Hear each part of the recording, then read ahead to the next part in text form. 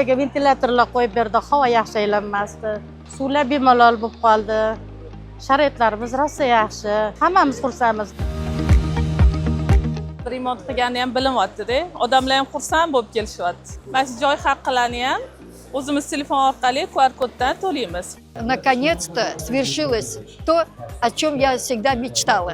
Благоустройство само. Дороги сделали, как вот эту остановку, как вот эти павильоны. Очень красиво. Sergeli dehqon bozorida 1-iyundan boshlab rekonstruksiya ishlari amalga oshirilyapti. Qurilish qismida arka yangilandi, katta monitorlar o'rnatildi, ko'cha qismida bruschatkali yangilanib, yashil zona tashkil qilindi.